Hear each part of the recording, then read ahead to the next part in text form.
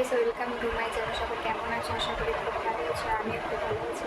আর তোমাদের সাথে আজকে আমি শেয়ার করবো তালপুর। তো চলো দেখা যাক। আমি শেখাচ্ছি না কাউকে, এটা সবাই পারে। সবার তো রান্নার স্টাইল এক হয় না। আমি যেমন পারি আমি সেটাই তোমাদের সাথে শেয়ার করবো। তো চলো দেখতে থাকো। তালটা আমার ছানা হয়ে গেছিলো আগে থেকে আমার রেডি করা হয়ে গেছে। তো ওটা ভালো করে আমি ফাটিয়ে নেব। তারপর যে উপকরণগুলো লাগবে সেগুলো দিয়ে দেবো।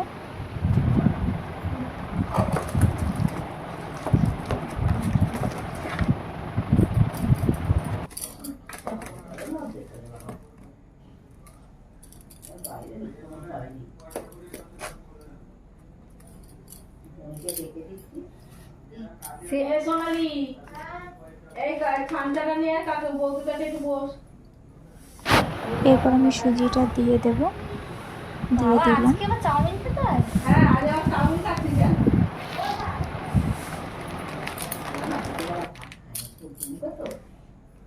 সে আটাটা সুজিটা কি সব দিয়ে দেবো? না, অল্প দিচ্ছি না, সুজি করা হয়ে যাবে। আছে কমটা দিতে হয়।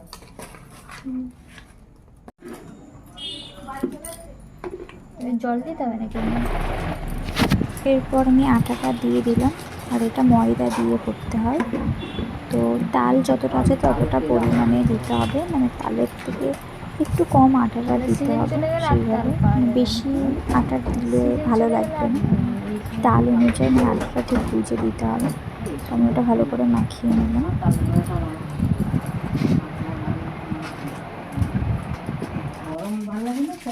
আমারও খুব ভালো লাগে। গরমটা খুব একটা ভালো লাগে না।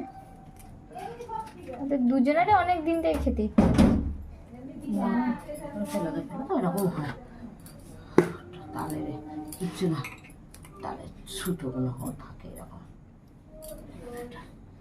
মেখে দেখবে মিষ্টি হয়েছে কিনা। জলটা দিয়ে যাও, মুখটা দেখবে। মিষ্টি না হলে চিনি গুঁড়োটা রেখে দেবে। চিনি দেবে, চিনি না দিলে ভালো লাগে। মিষ্টি না আবার আলু ভালো।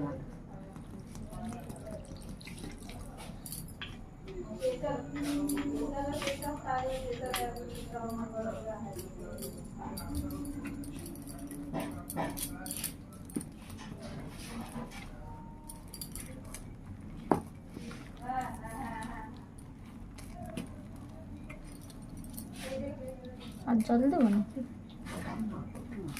না না, জল লাগবে না। বেশি পাতলা হয়ে গেলে হবে না, তখন এটাই ভালো করে মাখতে হবে।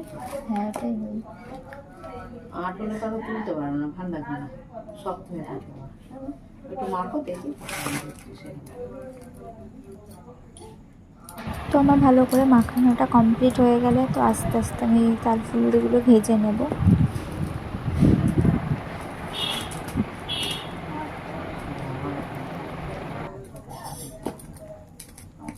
ঠিকই লাগে।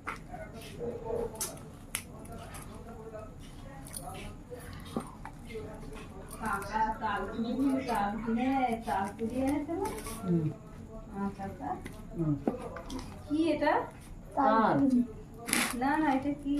ও ফোন। আমি এটা কেন ভিডিওর ওই তালের ওখানে। এইভাবে আমি তাল ফুলগুলো ভেজে নেব। সবগুলো এভাবেই ভেজে নেব।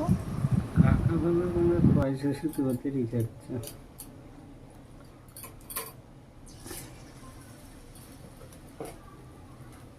এইটুকুনি হয়ে গেলে 56 পর্যন্ত আছি, তারপরে 4টা সে বুঝে নেবে।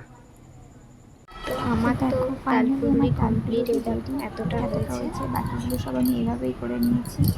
তো চলো ওদেরকে সব জিজ্ঞেস করে দেখি যে তালপুরিটা কেমন হয়েছে। চলো ওদের থেকে শুনে নিই।